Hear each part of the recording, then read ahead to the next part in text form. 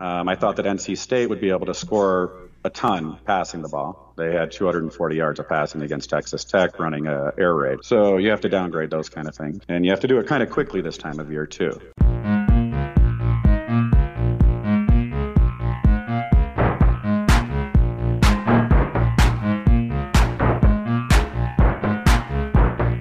Welcome to another episode of the Football Analytics Show. My name is Ed Fang, your host. And on this episode, I'm thrilled to have Eddie Walls on the show. He's a professional sports bettor that specializes in college football. Among other topics, we talk about his intensive process for betting college football. We get into a bet that he likes for week 4. And he also gives us a surprise prediction for the 2022 season that involves one of my overrated teams from a previous episode. If you're not familiar with some of the betting lingo, Eddie does talk about betting a nickel. That's a bet size of about $500. The Football Analytics Show is brought to you by the Power Ranks Sports Betting Newsletter. This is a free service that strives to be 3 things. 1, valuable. 2, concise. 3, entertaining. I write up bets that I make in both NFL and college football. If you sign up, I'll send you my top 5 sports betting podcast episodes, an education through your ears. To get this free service, go to thepowerrank.com. That is my site for better sports betting information through analytics. Once again, that's thepowerrank.com. The Football Analytics Show is also supported by listeners like you. More about that at the end of the episode.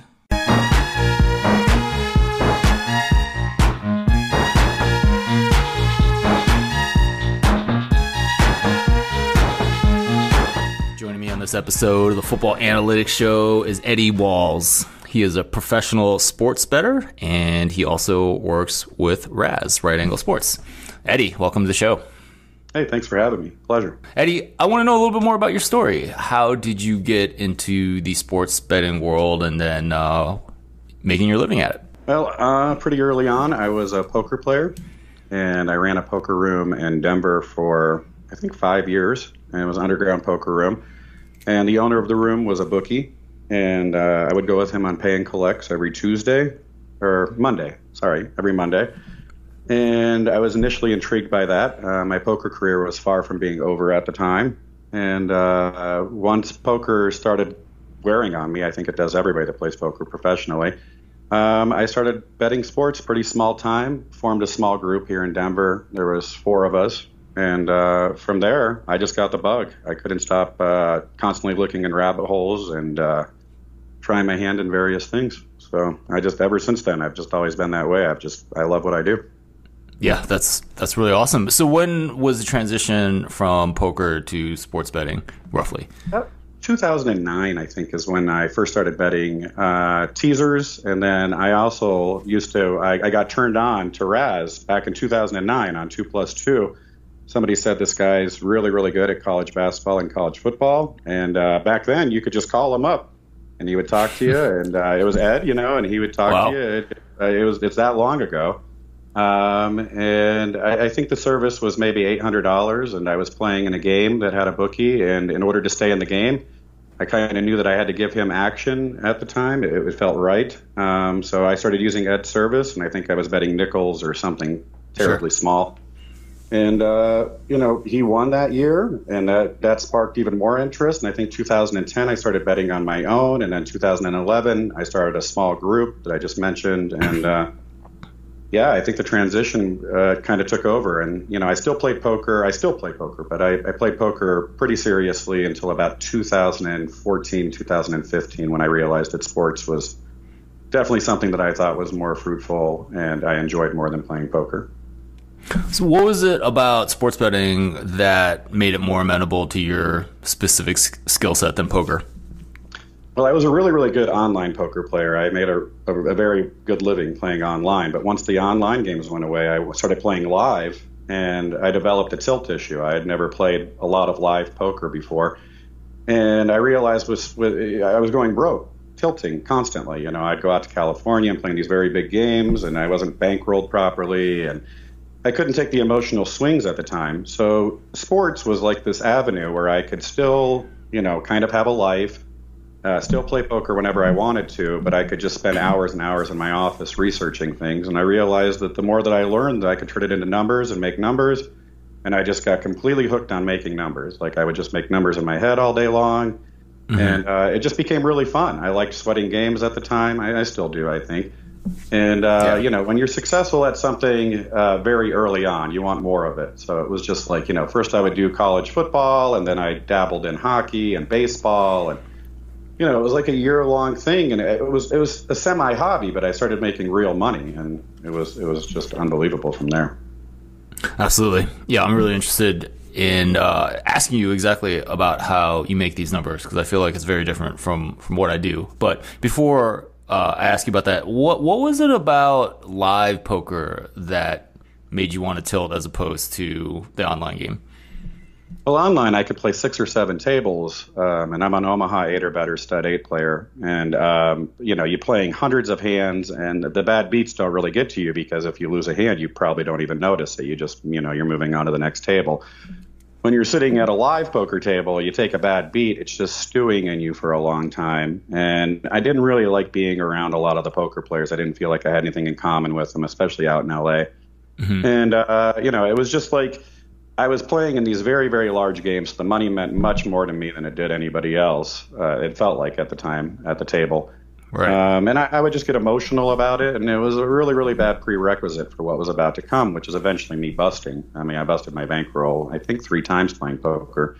But in sports, it was like, if I get positive EV and good closing line value, I saw very early I can make a lot of bets. There was no really reason to tilt. If you have 25 games bet throughout the weekend, there's no need to add any games if you have good numbers. So, if you're winning in the morning, or if you're losing in the morning, you really don't have to add, because you have so many games throughout the day. It's probably going to even out. So I liked that aspect of it. I don't ever tilt in sports betting. It's not something that I'm capable of doing. Yeah, that's really good. I mean, part of that is clearly, the success that you've had with it. Do you also think another part is just the structure of like a college football Saturday? All the games happen during one day. I know you bet NBA as well, so... Yeah, I think it's more of the structure of a work environment. You know what I mean? Like I have stuff that I have to do every single day throughout the week. When you're at a poker table, you're pretty much just stuck there until you've either won or lost a lot of money, or you mentally just decide to go to bed. But with sports, I'm betting. I'm taking notes all day on Saturday on every single thing that I see on every single game. Then I'm applying it to a number on Sunday morning, and then I'm making numbers throughout the entire week, and I'm betting throughout the entire week. I really don't have time to do much else, so it just kind of works out that way. Awesome. So I wanted to ask you about your approach to betting college football. Give us a sense for what your workflow is like during the off season, and then how it changes now that we're in the season. Okay. The end of January, I start tracking head coaches that have been fired and new coaches that have been added. Mm-hmm. And that'll take me a couple of weeks. It's usually 3 or 4 hours a day. It's not strenuous at all. I just try to get background information on every single coach, age, what his background is, where he's from, how he'll recruit in the future, what areas he's going to be trying to recruit from, if that matches his style of play, his tempo. And then towards the end of that month, I will go on to offensive coordinator, defensive coordinator hires that are new. I'll do that. And then probably mid-March, I'll start my notebook where I track every single coach, player, team, and then transfer portal is very, very big nowadays. That takes me all winter, all summer. But it's not extensive. It's 2 or 3 hours. And then probably around June is when the real workload starts, which I really enjoy. It's my favorite time of year. And then I'll start doing preview magazines, articles, and applying them to my notebook, finding out returning production, tempo possible changes, stuff of that nature. And eventually I'll have a full notebook using at least 3 to 5 authors for every single page of every single team. and that'll get me into August. And then August, I start making numbers. I make my first number in February, and it's always awful. It's god awful. Okay. But it's just a shot in the dark. You're just going off of last year's priors, and then the number improves probably around June, and then in August is the final number that I'm ready to start betting with, and then I start betting probably around August 15th. Okay. So when you say you make a number, is that like a rating for a team, or are you breaking that down at offense, defense, maybe even special teams? I do a power number, and then I do a base total for each team. So that's what I predict that their final total will be week one, and then that number will change. All these numbers will change every 2 weeks. So I'm constantly making a new number. For sure. So the team has a rating that is somehow indicative of how many points better they are than an average team or compared to the top team. The total number. So is that the total number of points that team is? I mean, you're trying to capture some essence of pace, right? And right, to bet totals. I'm trying to capture how many points the defense is going to allow and how many points the offense can allow to make a base number. Oh, okay. So essentially you're rating the offense and the defense separately, and correct. And pace is worked into that, right? Yeah, I combine it and then I make a final number. Right. So, and then once you have those, right, is it relatively simple to get a spread prediction by just taking the difference of the ratings for both teams and then adding some home field? Is that that's it? Yeah. Okay. Great. As simple as that. Awesome. Yeah. And then it's a simple process that takes a long time to do. For sure.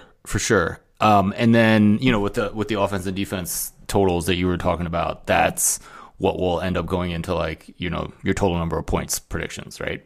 Yeah, correct. Awesome.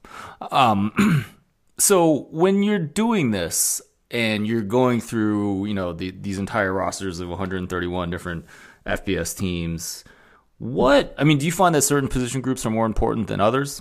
Yeah, I think that obviously, I wouldn't say obviously, but the quarterback's number one, sure. Unless you have an option team. And then I think defensive backfield, secondary is always the number two for me. If you have a bad secondary, you're in really bad shape. But if you have a good secondary, even on a bad team, you have a chance. The least important to me is always linebackers. Feels like there's a lot of them on every single team. Unless you have an absolute stud like Khalil Mack at Buffalo or something like that, I don't pay too much mind.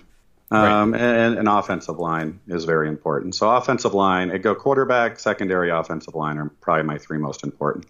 Interesting. So more so than your skill players on offense, running backs, receivers? Yeah, skill players, they come and go. But, if you have a really special one, then obviously I'm going to take note of that. If somebody can't be stopped, then that's something I have to account for. But, for the most part, I'm definitely going to count all conference players, all American players at the beginning of the year. And then if I catch on to somebody throughout the year, then I'll upgrade that offense probably significantly a few times throughout the year. But most of the time, there are years where I start a power number and I never move that number throughout the entire year. It's not common, but it does happen. Okay. Interesting. How did you come up with the relative importance of these position groups? Well, I think that, in the very beginning stages, I was always just factoring in, a good offense versus good offense equals over. Okay. Good defense versus good defense equals under. But, you could do that 10 years ago. You can't do that now. The books are much sharper than that. They're not going to lay a 62 against a team that's scoring, 50 points a game.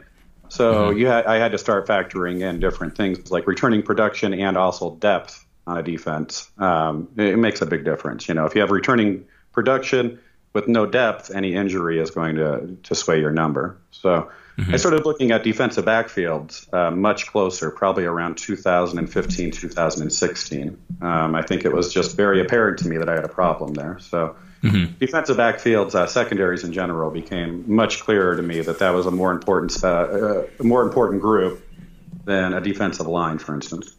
Yeah, that's really interesting. So it became apparent to you that you weren't considering the turnover in the secondary, and that was not allowing you to rate the defense as well. And so you made the change. There was a specific time in my career too where I remember that I think it was Temple. I think it was under Matt Rule. They had just a killer defensive secondary. A couple of those guys made it to the NFL. But one of them that was really, really great, I think Rock something. He had a really weird name. But Rock Yassin. Yeah, that's who it is. When he was injured, he got injured, I think it was junior year, whatever, the last year that he played. And they were just a straight under team in my mind. And without him, they were just a disaster, and I was losing money every single week. So that was like the first really, I don't know if it was that player or whatever, but when I started really realizing, like, wow, you got to start looking at depth of these teams a lot closer when it comes to the secondary, more so than, probably any other group, because the secondary is so important to a total. Yeah, absolutely. No, I'm just really interested in your process of coming up with that, because Bill Connelly is a college football analytics guy, and he's come to the same conclusion that you have, although very differently, right? So he looks at returning productions at different places, and if you read his stuff every year, he's like, hey, continuity in the secondary is critically important for the defense, which I'm not sure is something that your average college football fan understands. Yeah, I think that Bill Connelly probably had a lot to do with me realizing that too. I have to give a lot of credit to him. I read almost everything that he does. He's very, very good. I don't think that S&P Plus is very good anymore, to be quite honest with you, but that has nothing to do with him. He is definitely the best writer when it comes to college football. His previews at S&B Nation were absolutely the nuts. They were the best thing I've ever seen. And at ESPN, he doesn't have probably the same freedom. He talks about the SEC a lot and stuff like that, which is unfortunate, but I understand why. Yeah, well, they have him. He's a friend, and and like we end up talking more soccer. Wow, that's amazing. Yeah, no, we end up talking a lot of soccer these days, and I think that's a big part of why he's no longer doing like 3,000 words per FBS team like he used to. And I still read his stuff, right? I mean, I still go. I kind of have.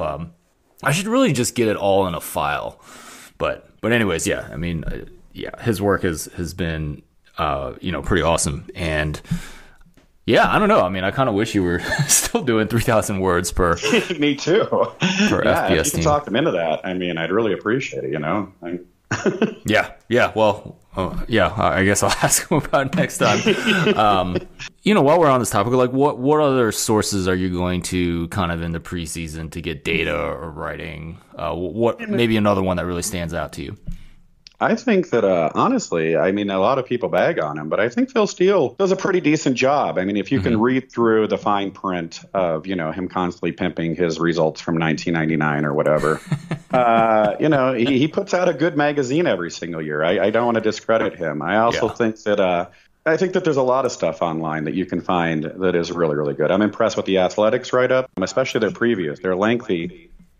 Which gives you a lot of information. It's probably overkill, but I print them out, and I use a highlighter because I have a learning disability, and I add a lot of stuff from my notebook in there. I think the Athlon is pretty good.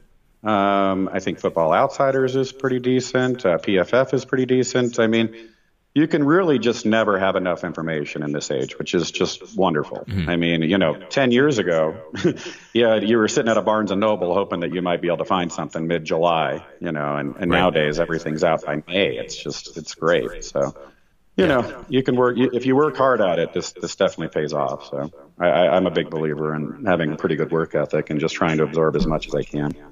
Well, it certainly sounds like it, especially since you are essentially doing college football 365 days a year, right? Well, I don't look at any college football probably from December 15th until about February 15th. So that's basketball season for me. And I have to try to make sure that I'm on. I've tried to make sure that I know everything about the NBA the same way that I do about college football, and I probably watch a minimum of 45 hours a week of NBA. Oh wow. Yeah, every single night from 5 till 11 o'clock at night, 7 days a week if it's on. So that's amazing. And do you decide not to bet on bowls then? Because I usually put my bowls in around December 10th. Okay. And I'm not a big volume guy when it comes to bowls. I'm looking for injuries, weather reports, and stuff like that. I feel like the numbers are pretty good in bowls. And there's a lot of variance in bowls that I try to avoid every year. Interesting. I mean, you probably get some edge with maybe news about guys skipping the bowls for the NFL Combine. Yeah, it's great. I mean, if you can find stuff like that, it's wonderful. But if you're just trying to bet, an Oregon versus Wyoming Bowl. You're kind of in the dark of who's going to play and how motivated they are, and it turns into a psychological thing, and it's not really something you can do with numbers, at least in my opinion. Excellent. So we talked a bunch about your preseason process. When you get into the season, now you're also watching a lot of college football. I mean, how much of that are you able to consume every week? I watch every game that I can, and then I record games that I can't, and I'll go back and watch them. I think that's really pertinent for the first 6 weeks. After that, I think that you've probably learned quite a lot about the team. Now you're just sweating results, which is still fine. I mean, but I'm taking notes on every single game that I can by hand. I make a strength and weaknesses system for every single team. And if I find that my initial read on that team wasn't good, I'm writing it down while I'm watching the game. If I say that they have a good run defense and they're getting absolutely torched on the ground, right, then, I can make a note of that, and, I can start over on a new number after a week or two of a sample size. So let's see, I wake up at 9 o'clock in the morning on Saturday, and I watch games until about 12:30 at night. So awesome. Wow. Okay, so you catch a lot of games, and then how many are you catching on replay? Let's see. Yesterday I watched 4 first halves and 2 second halves, so about 6 games. Wow. Excellent. So you're talking about kind of adjusting your prior on run defense. I presume that you had Auburn's run defense pretty decent coming into the season, and then they kind of got gashed at home by Penn State. Would that be an example of a unit that you're adjusting? I don't think that Auburn would be a good example, just because I think that they were overmatched in that game so heavily. I do have their run defense as being a strength, but I don't think that they are going to hold up against SEC teams that run the ball well. I'll give you an example. I thought that Central Michigan would have a very, very good run defense, and Oklahoma State ran all over them. So that was one right away, first game. I thought that NC State would be able to score a ton passing the ball. They had 240 yards of passing against Texas Tech running a air raid. So you have to downgrade those kind of things, and you have to do it kind of quickly this time of year too. So Sure. What speaking of offense that you had to adjust, what about Clemson's coming into the year? A program that really struggled on that side of the ball last year, and I'm not seeing the best results in my numbers so far this year. What are you seeing with them? Yeah, I mean, I think that Clemson's kind of interesting in the fact that they have a coach that won't move on from a quarterback for one reason or another. We don't really know what the story is there. I mean, either DJ is the best practice player in the entire universe, or I don't know, maybe they paid this kid like $50 million to come to Clemson. I don't understand what's going on. I think that we will see them open it up a little bit starting this weekend. At least I would hope so. The weirdest thing about that program is they haven't done anything to help him. They're still doing like QB runs up the middle with him and screen passes. It's just very, very bizarre to me. And it's very weird if you look back 2 years ago when he was playing against Notre Dame. He was throwing the ball downfield, and he had really good accuracy. And for some reason, they've made the very, very vanilla offense for him. They have a really good run game that they seem to be toying around with when they play these FCS teams. They're not using it very much. It feels like they're trying to get lots of reps for him. I don't know why they don't just lean on the run game. It's a very, very bizarre system that they've got going on there. I also think that they made a terrible decision when they kept the offensive coordinator and just promoted him to defensive coordinator instead of going out and getting somebody. I know Dabo likes to be loyal to his guys, but they could have made an offensive coordinator hire there, or at least brought in somebody to bring in some new ideas. It just feels like they're using the same system that they had with Watson and Lawrence without the talent. So. Yeah, can't give absolutely. him credit yet, that's for sure. Yeah, well, and he also didn't try to go to the portal to help with skill positions as well, right? I think that they spent too much. So the portal nowadays is more NIL money than people realize. I think that they spent all their NIL money that they had available to keep all those defensive linemen. They're going to be in the NFL in a couple of years. So, I mean, you get all these 5-star recruits on the defensive side of the ball. I think that they had to keep them happy is what happened there. And that's at least my initial guess. I just can't understand. I agree with you. You would think that they would, but they didn't bring anybody in from the portal. So interesting. So long term, what are you expecting from this Clemson program? Like, do you feel like it'll continue to go downhill? Yeah, I believe so.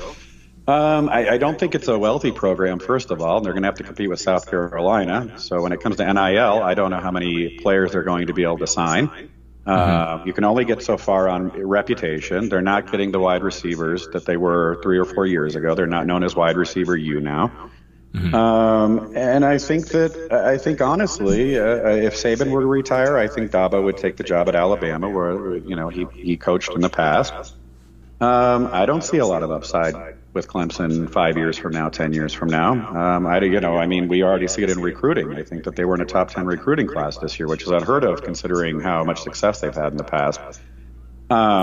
Nothing to take away from them, though, because they do have basically an NFL defensive line. So, they're not an easy team to fade. Yeah, for sure. But it feels like maybe, their past success over the most recent decade is, Deshaun Watson and Trevor Lawrence being phenomenal talents, right? Sure. Well, and the defensive side of the ball. I don't want to. They're going to have this kid Kubik, the 5-star. He's going to have to be Deshaun Watson or Lawrence-esque in the next couple of years in order to keep the ball rolling. And if he's capable of doing that, he doesn't have the wide receiver talent that those guys got to deal with. But if he's able to keep them a top 10 program, then the sky's the limit. But then you still have the money issue. So I don't know how they're going to be able to outspend a lot of the ACC and SEC in that region. It'll be interesting. Yeah, for sure. Something I'll be keeping an eye on for sure. So, Eddie, now that we're in the season, you have this binder with all your notes on every team. Give us an example of some things that will cause you to change a team's rating or maybe their offense or defensive numbers that you were telling us about before. Okay, so Boston College was the first team I downgraded this year. They had an offensive line with 0 returning starters. Their All-American center got hurt in spring ball. And I thought, well, they still have an NFL quarterback. They still have an NFL wide receiver, great defense. And they go out and Rutgers sacks Jerkovich 8 times. He was just under duress constantly. Right. That was instant change in the power number. I didn't have to wait for a larger sample size or anything like that. Right. And then, let's see, another one. Another good example of that is I was very, very low on Stanford defense. Specifically, and I thought, well, okay, USC is going to be killer this year, but Stanford still has this offense. They're going to be a little bit more pass heavy, and Stanford has no defense, which turned into an overplay for us, which was nice. But Stanford comes out and they try to establish the run, which they did well, but after they fall behind, they're still trying to establish the run.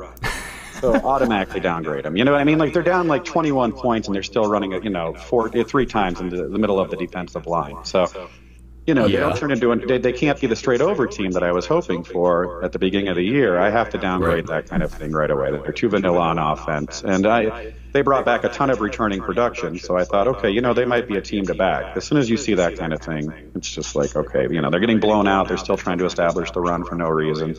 It's just a weird situation. Only David Shaw could have an NFL level talent. Yeah. Right. NFL level talent at quarterback, right? Or at least that's what some people think. I'm not sold yet, but I can see it. Right. And then want to run the ball. So even when Stanford was good, he would do this, right? Yeah, right. Yeah. He thinks he has Christian McCaffrey still, I swear. Right. Yeah. So Stanford's defense, did you say that they were getting an upgrade? Oh, no. The defense is the same, but the offense I had to downgrade. Just because automatically, if he's going to try and run the ball and he's not going to air it out against a bad secondary, when are you going to get the results? I don't know. It's hard to look that way. Right. Fascinating. So, Eddie, is there a college football bet for Week 4 that you wouldn't mind sharing with us? Yeah, sure. Let me see. Let me get you a rotation number, just in case you aren't using legals. Number 388. I like South Alabama. I laid the 13. I think they have a good chance of winning the Sound Belt this year. They're really, really sound on defense. The pass offense has been much better than expected. They lost Bentley last year, and it feels like Carter Bradley has really fallen into this role. NFL caliber wide receiver in Wayne, and the defense is lights out, which is what you're going to get with Womack, the coach. I really like what they have to offer. They're scoring a lot of points. They're not allowing a lot of points. They blew Central Michigan out on the road. And Louisiana Tech first-year head coach, just trying to air it out, doesn't have anything on defense, not a lot of success. running the ball, pretty one-dimensional, so easy to prepare for. Yeah, I like it. Awesome. So what is the number in that game at right now? It's 13 still. 13. So you have South Alabama minus 13 at home against Louisiana Tech. That's correct. Awesome. So with your men's college football knowledge, I wanted to just kind of do some true false and maybe get your takes on some teams. So number one, Michigan will make the playoff. No. Michigan doesn't do a lot for me this year. Very, very good offense, probably a much upgraded offense from last year. But we talked about secondary earlier, and not a lot in the secondary. They're very young. So I don't see them being a threat to Ohio State this year. Well, interesting. I mean, because they do have a couple of their cornerbacks, right, with Jamon Green back and Vincent Gray back, but I mean, he wasn't even playing in one of those games. So I would actually think, well, I mean, they do lose a pro in Dax Hill at the safety position, but you're just not seeing a ton in that secondary. Yeah, I don't like the talent level, and I also don't like the depth. Any injury on defense is going to be pretty bad. Also, you lost the pass rushers from last year. Yeah, I think the players are. I think the teams are going to be able to pass on them quite easily. Interesting. If not easily, I think they'll have enough success to where they can hang in games. Right. I've upgraded Penn State a ton, and I think that Penn State might be on the same level of Michigan. There's a lot of hard games on their schedule coming up. I think the Big Ten is down this year, but overall, I have Michigan ranked. Let's see, third now, so third in the Big Ten. Third in the Big Ten behind Ohio State and Penn State. That's correct. Okay, so one of my other ones was Penn State will challenge Michigan and Ohio State. So that nobody's challenging Ohio State, I don't think. I mean, it's going to take something miraculous to stop that offense. I mean, now that they're healthy, I don't know what you could possibly do. Their backups are 5 stars. I mean, it's just ridiculous. They're like the Alabama of offenses now. Yeah, no, for sure. Do you see enough on the defensive side of the ball for them to? I mean, you can run it on them, maybe some, but I mean, are you going to be able to run on them when you're down 14-0 halfway through the first quarter? I don't know. You're going to have to play shootouts with them, and Knowles brings so much pressure, it gets very, very difficult. You're going to have, a team that has a really, really good quarterback and wide receivers. If they can get in a shootout with them, then things can happen. But in the case of most of the Big Ten, you don't have that capability. So I don't know. Michigan is probably your best spot, maybe Penn State, but you're still talking about Clifford. Sure. It's tough. It's difficult. They're a very, very good team. Yeah, for sure. I mean, teams nationally that could get into a shootout with Ohio State, I mean, probably Alabama and Georgia, right? Yeah, that's about it. I mean, those are the two teams that I have at the same number as them pretty much. So. Right. I have Georgia a little bit higher than Ohio State by a half point, I think, and I think I have Alabama a point better than Georgia. So, yeah, they're right there. I mean, those are the top 3. It's very hard to find a number 4.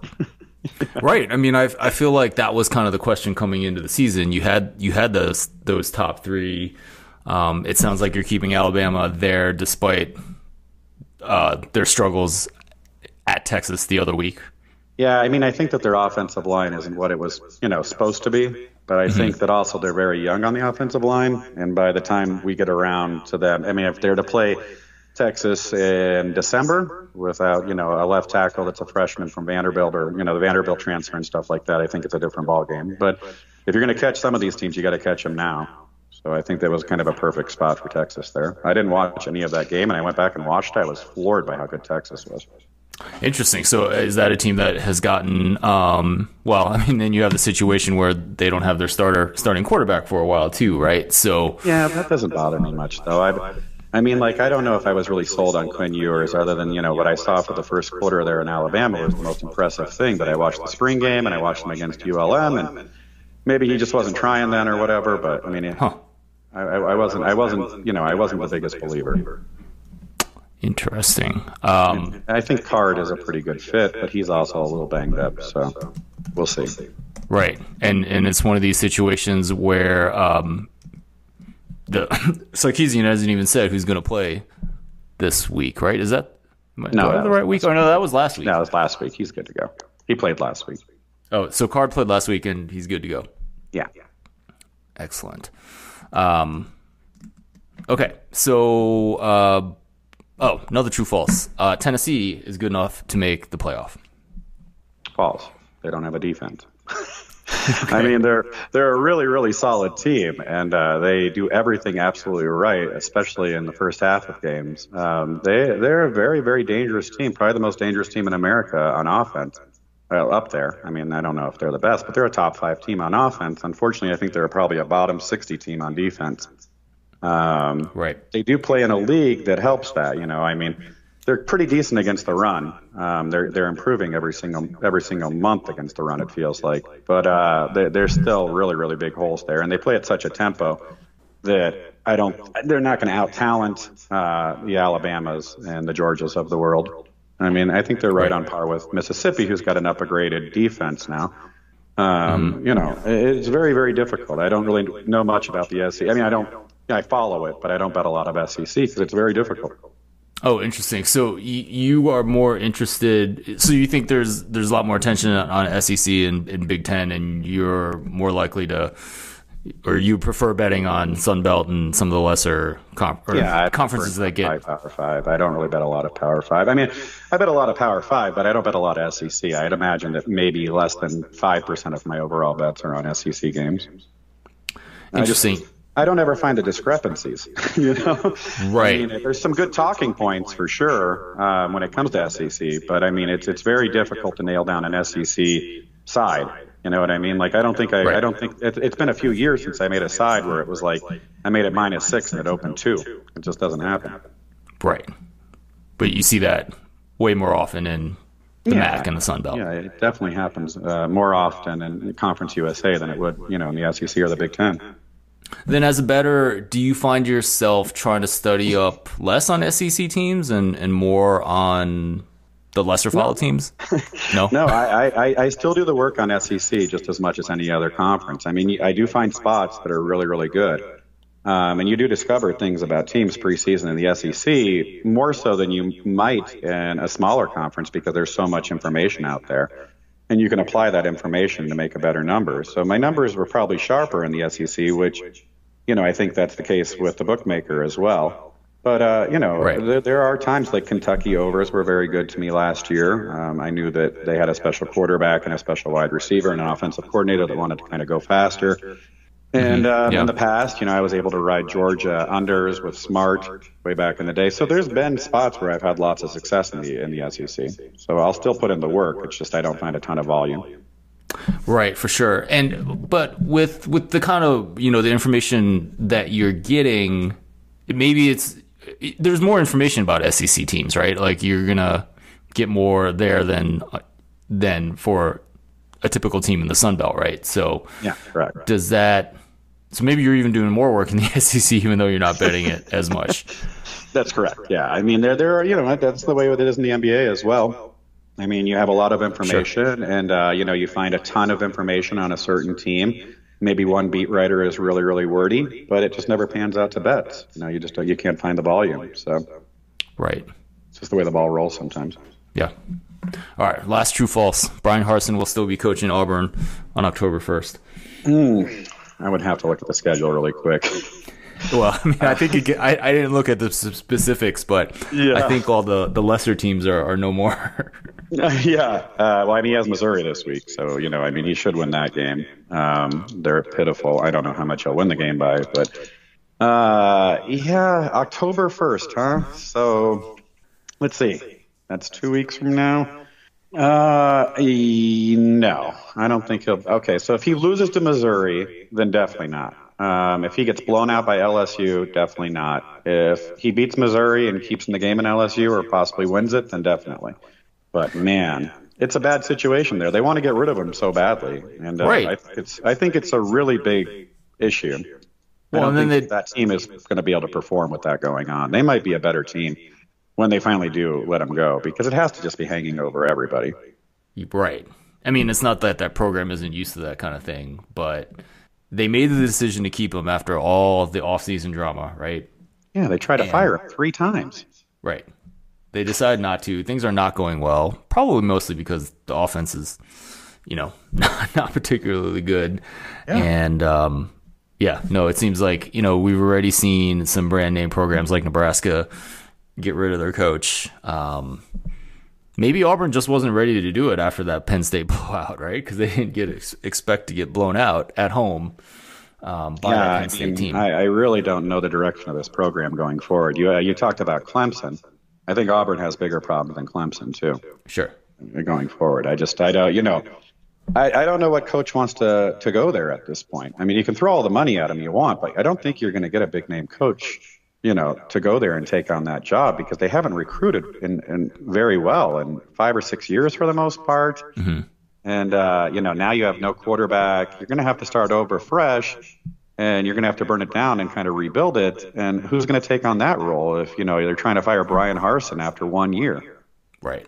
But, I mean, Auburn is kind of a blue blood that I would presume with the right guy could get straight back into the top of the recruiting rankings and bring in the talent. I mean, I guess you need to do it in this new NIL world, right? But they've healed themselves quickly. Is you have to do it right away. You have to be able to do a Kansas kind of thing where they went from 2 wins to now potentially winning, going to a bowl. I mean, if they lose at Missouri this week, what realistic shot do they have of going to a bowl this year? I mean, none.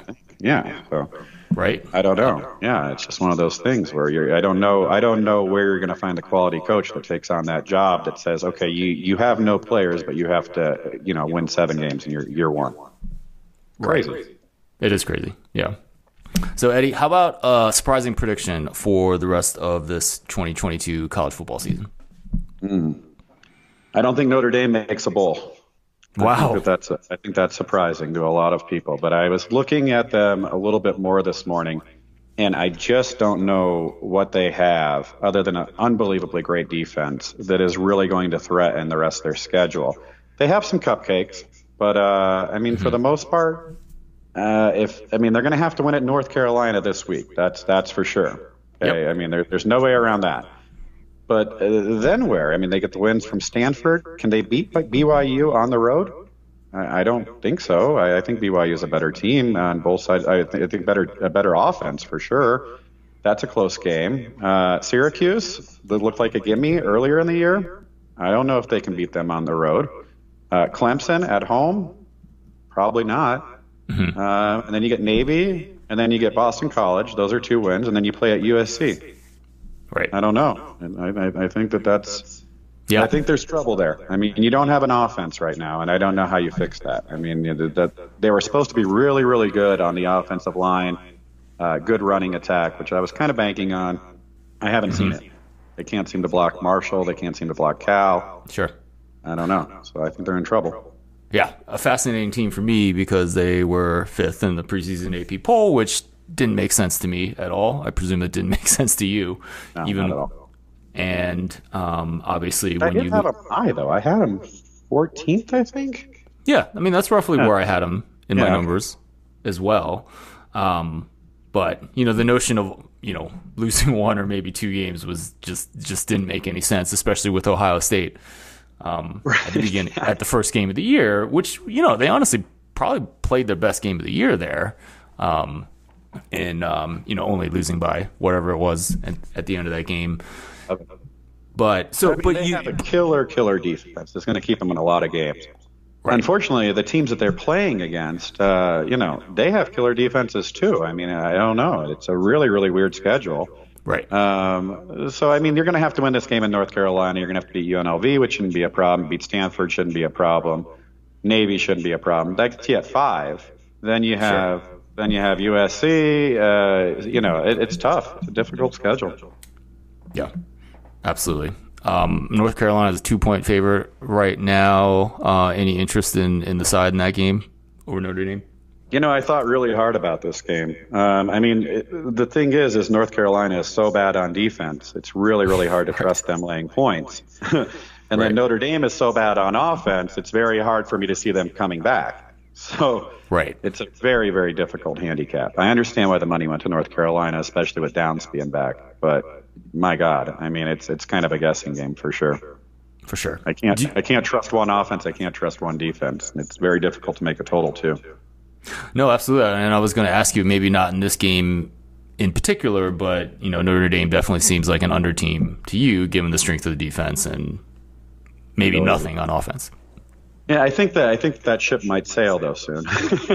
You have a small window with these kind of things. I mean, sure. How many times are you going to see Notre Dame in the mid 50s after this week? Probably not until they play USC.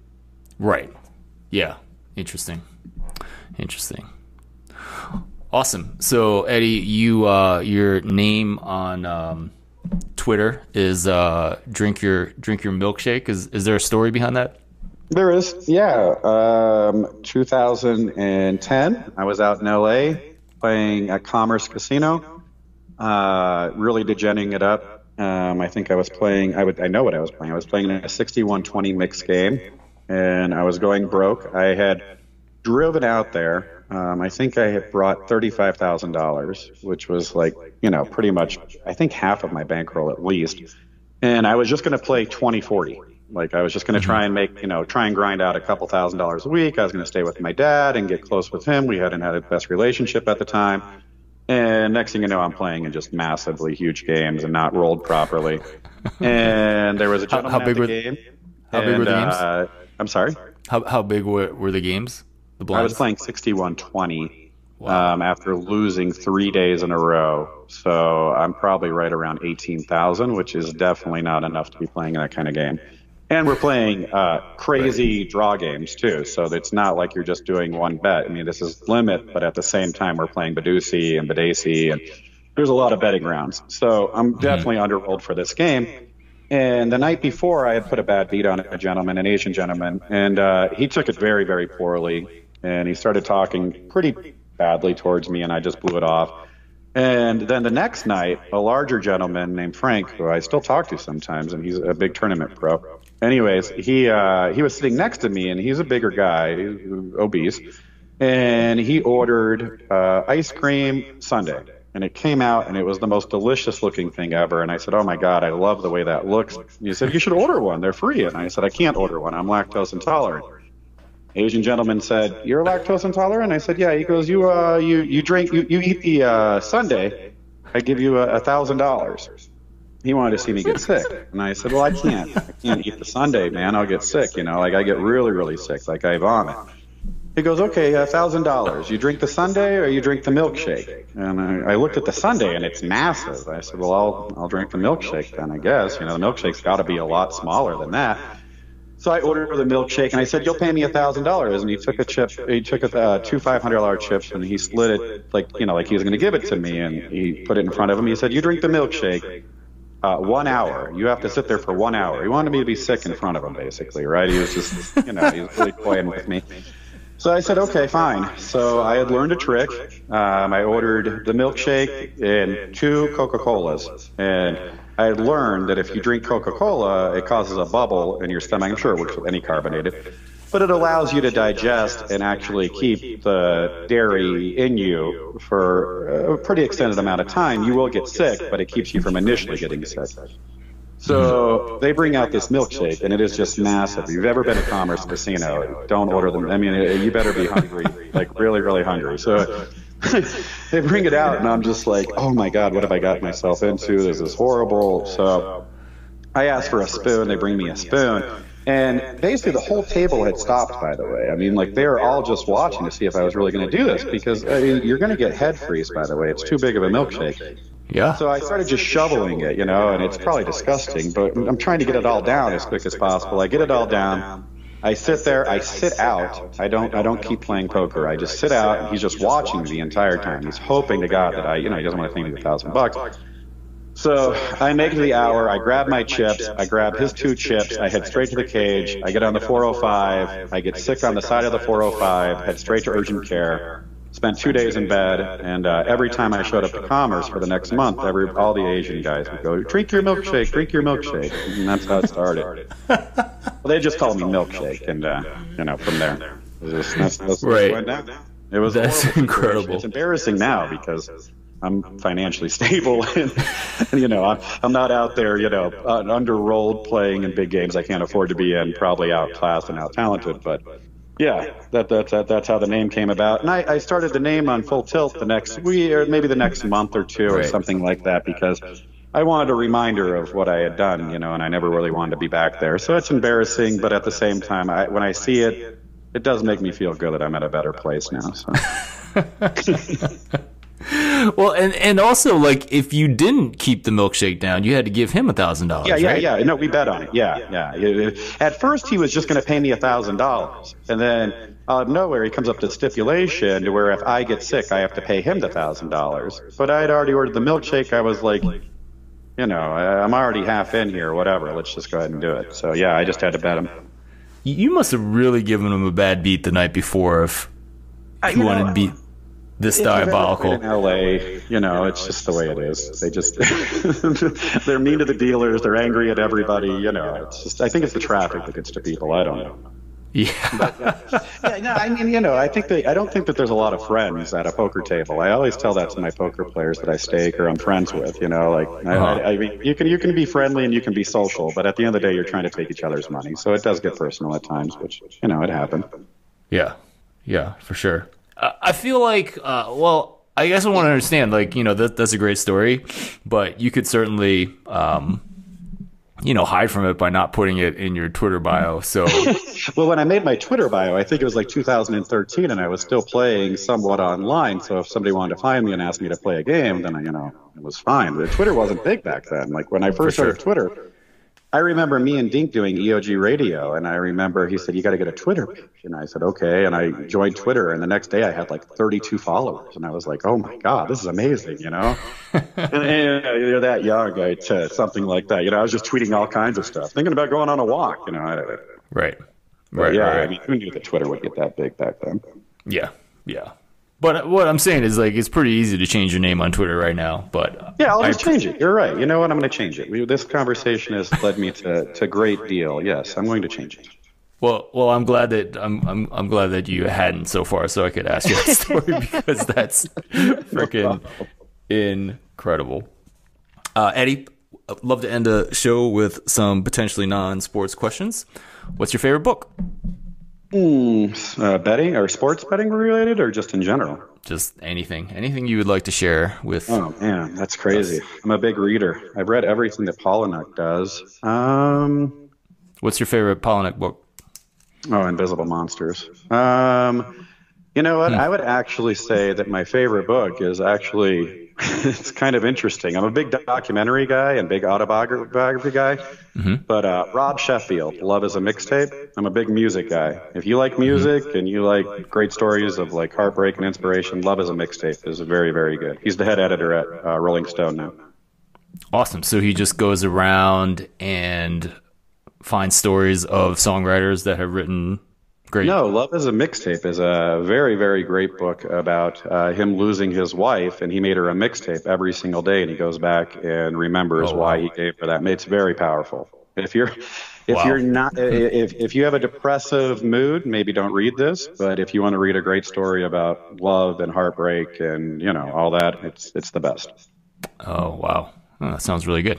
I'm going to go check that out. All right, I have 2 copies. I'll send you one if you'd like.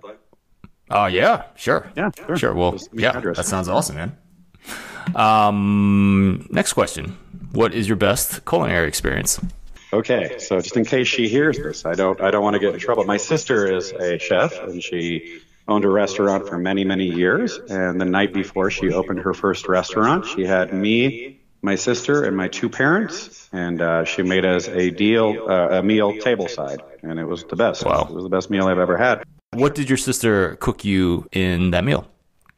She made steak, foie gras, which I don't really prefer. And I want to say she made Southwest Chipotle sweet potatoes and some kind of carrot dish. It was unbelievable. She owned a bistro for many years in Manitou Springs called Croquettes. And did very, very well, but she lost it during COVID. She's doing fine. Oh, no. But that was the best meal experience, maybe one of the best moments of my life.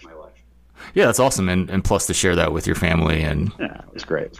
Being served by the best restaurant experience I've ever had, though, is I grew up in Cape Cod, Massachusetts, And every 3 months, as a big present, we would go to the Sagamore Inn in Sagamore, Massachusetts. If you've never been, you have to go. Fried clams, fried everything. It's fried lobster. Best meal. It's a lot of food, but it brings back great memories for me. Highway 6, the whole deal. Yeah, that's awesome. Eddie, you have... Okay, so I usually ask a different question to most of my guests, which hopefully I can get you back on, and I'll ask you that. But I saw that on your Twitter profile that you are a music lover. Sure. So if you could recommend any music, maybe to me in particular, what would you recommend? What genre? Well, okay, so let's say that I'm in a bad losing streak with my betting, and you feel bad for me, and you say, hey, go listen to this. Odessa. I like Odessa a lot. They're EDM, experimental, but they're really, really good. And then if you just need something happy that will make you feel good, I really like a lot of different things, but I think always going back to the old PJ Harveys is always fun. Maybe the Zeppelin if you're into rock. And then if you're into hip hop, you can always go to Talib Kweli and Mos Def from that era. You really can't go wrong. Anybody that ever wants music recommendations, please DM me. I'm a music lover before anything else. It's my number one love besides my dog and my girlfriend who's in the other room. I don't want to make her mad. My mom too. But yeah, nonetheless, music and documentaries are pretty much my two loves in life. That's awesome. So you seem to be, like you enjoy a wide variety of music. Is that just kind of how you just, how did that evolve? Yeah, I mean, I DJ'd for a while, and I've just always loved being around music. I liked going to live shows. I don't even care what the show is. I had a friend of mine, Chad, who I've traveled the world with. He'll just hit me up randomly and be like, hey, I'm going to the Stills tonight at the Ogden. And I'll be like, okay, cool. And I just go. I don't know what it is. We just show up and try to enjoy it for what it is. And, back in the day, Red Rocks was cheap, man. You could go to Red Rocks, $50 maybe. And we saw great things like Lauryn Hill and, Tom Petty. So it just music is just part of me. If anybody ever wants to talk music, I'm your guy. I love it. I listen to a new album pretty much every day. Wow. Yeah. Do you play music? Nice. Do you play music as well? No. No. I have no ability at all. My stepdad plays like 7 instruments and was a studio musician most of his life. And he tried to teach me guitar when I was younger, and I never really had any interest. I'm a listener. Awesome. All right. So I feel like I get stuck in the same music on my Pandora. So that's why I wanted to ask you this. So I'm going to check out some Odessa a little bit later today. Yeah, not that I'm on a losing streak. Do some Odessa. Let's see. What else can I recommend off the top of my head that I've really, really enjoyed recently? Oh, I actually liked what Calvin Harris did. If you like funk wave stuff, his new album is really interesting. So I don't know. Awesome. There's all kinds of stuff out there. I mean, it's always just a mixing pot. It's great. Excellent. And then you also mentioned that you like documentaries. I like documentaries, and I don't watch enough. So what's a good one to check out? My Life of Crime, 1989 to 2019. It's on HBO or HBO Max. It's 3 hours. It follows 3 criminals in their beginning stages, their entire lives. And it is absolutely amazing. I have no idea how it hasn't gotten more attention, how it hasn't won any awards. Really, really freaked me out. It's well done to the fullest. I really recommend that. And if you like sports stuff, I really, really liked the And One mixtape that's on Netflix. I thought it was really well done. I thought it was great. I feel bad for the guys that they didn't get any money out of it. I have no idea how that happened. It's a travesty. Yeah, no, that And One stuff looked really interesting. Those were the same guys that did the 2 hours on Manti Te'o. Yeah, right. I liked that one too. I forgot about that. That is just freaking incredible. Right? Yeah. Like it's one of those it's one of those experiences where you just kind of go and be like, haha, let me get a laugh at the expense of Manti. And by the end of it, you kind of have some empathy for him. Kind of. I have a ton of empathy for him. But isn't that life as a whole? Yeah. No, for sure. Kind of like, you're laughing at other people's, mistakes and, tomfoolery, and then you find out that they might be a genius at something else. So Right. Or I think in the case of Manti, you just find out like he's a human being, and as insane as it was to have a girlfriend that you had never met, right. that, do you think the religion had a lot to do with that, though? Do you think it was his religion that allowed him to have that naivety? Because let's face it, he's part of a religion that's going to make him exclusive. He meets a person online that's part of that same religion, and he falls for her. And I think it's mostly, he's surrounded by women and beautiful women. I'm sure he can have as many of them as he wants, but he can't bring them home. So he's got a very, very small population to choose from. And I think that's what happened in that case. That's at least how I view it.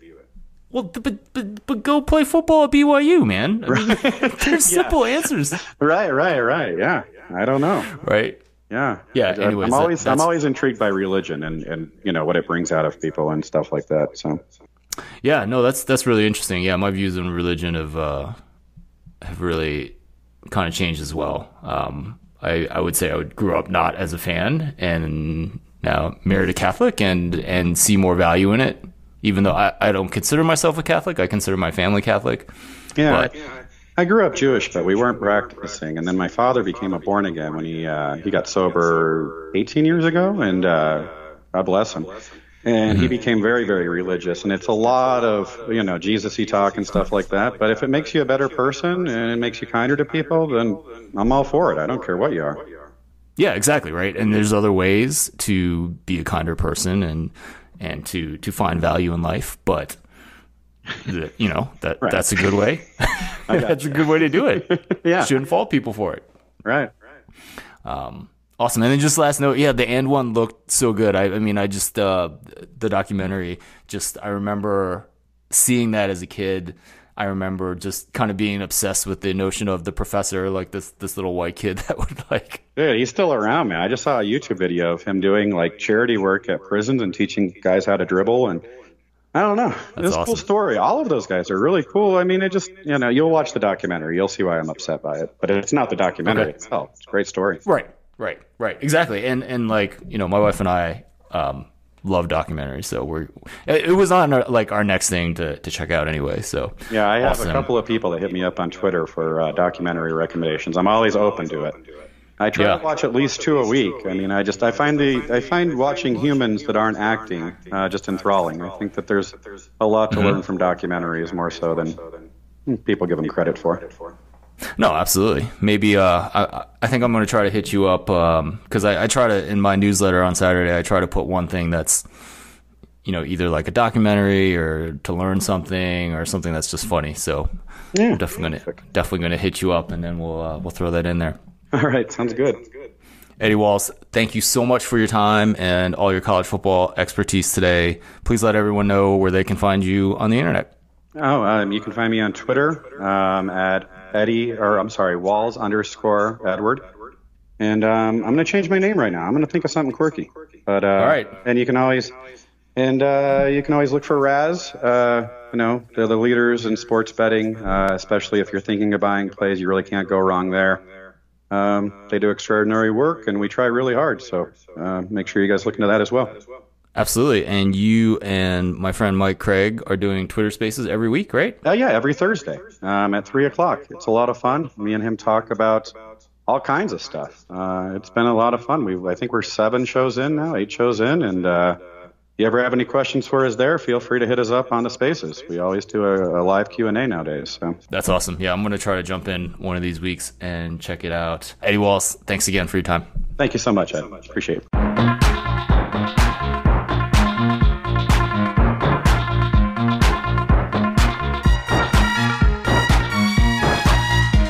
Hey, this is Ed Fang, host of the Football Analytics Show. I really hope you enjoyed that interview with Eddie Walls. It was so much fun to pick his brain about just about any college football team that you want to know about. Just a reminder, you can get my free sports betting email newsletter by going to thepowerrank.com. This podcast is also supported by listeners like you through Patreon. At the $5 per month level, you get my sincere thanks and also a patron-only episode. There will be one before the end of September. Also, if you sign up there's an episode on home and rest advantage waiting for you. At the $10 per month level, you get everything at the previous tier, but you also get the Establish the Pass mug when you sign up. I've gotten a ton of compliments on this mug, and it's the same one that I drink my coffee out of every morning. There's also a third tier if you really want to engage with football analytics. To support the Football Analytics Show through Patreon, go to patreon.com/footballanalytics. Patreon is Patreon. Football Analytics is all one word. It's an honor for me to do this podcast and have you listen all the way to the end. I would even be more honored if you supported the show. Once again, my name is Ed Fang, host of the Football Analytics Show, and I will talk to you again next week.